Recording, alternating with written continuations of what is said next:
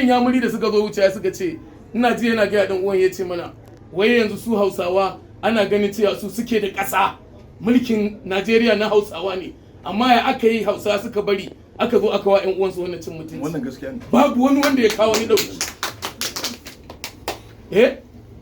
yanzu saboda Allah in ba Allah ba waye zai taimake mu sai dai Allah sai wanda ya ga dama yanzu ya ga dama ya ga ƴan uwaye na ƴan arewa irin cin kahin da aka yi musu yana da power da zai shigo a cikin maganar domin ya kwato wa ƴan uwaye ƴancin su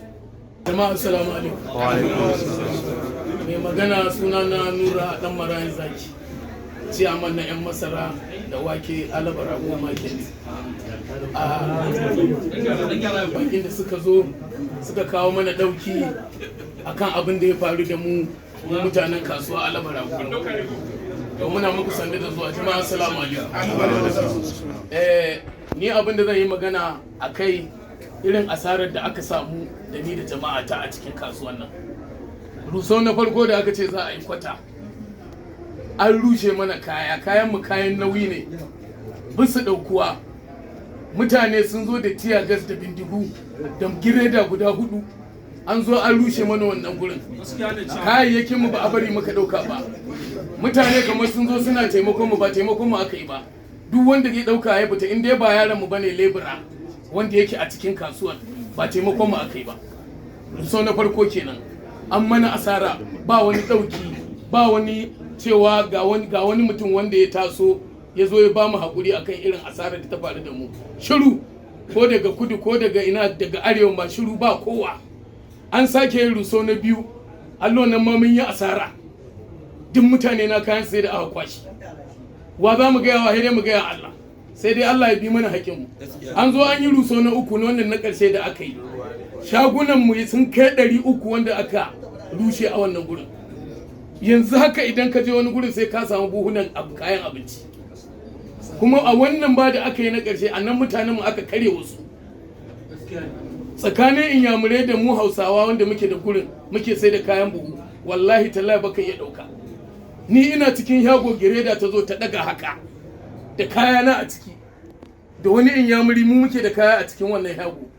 saboda mu manyan warehouse ne inda kayan nauyi ne na fito na daga musu hannu na ce dan Allah su mana hakuri ogan ya ce mu fito kawai suka kama sakin tiya gas to mu ba taimakon mu aka yi ba gaba ɗaya mu aka fi kowa asara a cikin kasuwan nan da ni da jama'ata kuma wallahi tallahi ba wani wanda ya zo ya ba mu hakuri babu wani babba da ko wani shugaba da ya fito ya zo ya ce bari a zo a ba mutanen alaba rago hakuri babu shi har yanzu in banda Allah ya kawo saboda haka wannan abin da ake mana ba yau gwamnatin Lagos ta fara yi mana wannan abin ba saboda sun ga cewa babu wani mataki da aka dauka babu wani dauki da aka kawo mana kuma kamar masu bayanai na baya da suka gaya muku cewa akwai takardun mu ba inda ba su je ba Allah ya sani wallahi iya kokari mutanen Allah barago mu yan kasuwa akan azo za a mana wulakanci duk matakin da ake dauka wallahi mun je ba inda ba a je ba tsakanin arewa da nan kudu ko ina mun je kuma duk wani ofis wanda ake aiki amsa sunansa wanda ya kamata a gani mun je mun gansu amma ba wani dauki ba mu san me mu ko suna ganin cewa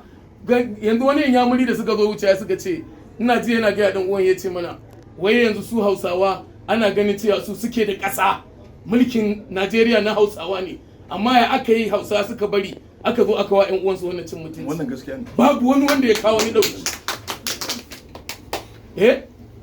yanzu saboda Allah in ba Allah ba waye zai taimake mu sai dai Allah sai wanda ya ga dama yanzu ya ga dama ya ga ƴan uwaye na ƴan arewa irin cin kahin da aka yi musu yana da power da zai shigo a cikin maganar domin ya kwato wa ƴan uwaye ƴancin su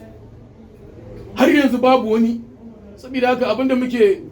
kai koke ga manyan mu su tsaya su diba kamar yadda wannan mutum yayi magana cewa arewa dai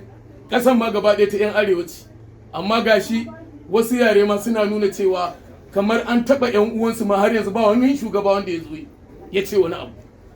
saboda haka muna kai koke ga shugabanninmu dan Allah dan Annabi su dibi wannan abin su tsaya su diba kuma bincike da ake cewa za a zo a wa mutanen Allah barago a shirye muke da mu ba mutum amsa in ya zo tun daga farkon kasuwa Allah baragon nan duk abin da ake na takarda an yi an ba su da ta kafin ma mu zo ai kai shugaba ne kuma kai ɗan siyasa ne, akwai tun daga shekara 35 zuwa yanzu akwai wata siyasa wadda ba ta mutanen ƙasar nan ba. Duk siyasar da take zuwa ga sarki nan gurin na kasuwa akwati shidda gare mu a nan cikin kasuwa kuma kowane fulin bur sai mun cika hiddam. Kuɗi ma ga sarki zai fidda kuɗi, sauran shugabanni na kasuwa da 'yan kasuwa suna ba yara kuɗi don aje a yi zaɓe don mu kare kasuwanmu. Amma duk da haka mutanen ne da suka ci mana mutunci suka wulakanta mu, kuma ga yanar duniya ta gani a ce 'yan arewa aka wa wannan irin wannan cin kayan a nan gurin har yanzu babu wani wanda ya ce ga wani abu a wannan ƙasar. Ya kamata mutane su diba mana, shugabanni su diba. Asara an riga an buga mana asara, dan ban iya ce ma ga irin miliyan kuɗin da zan iya gaya ma na kayan mu, ba san iya miliyan din da taba akwai kuɗaɗe ma a cikin shaguna, wasu ma ba a zo aka bar suka ɗauki kuɗin su ba. An ɗauke kuɗi, an ɗauke ma kaya, za ka yi ya mutum zai yi.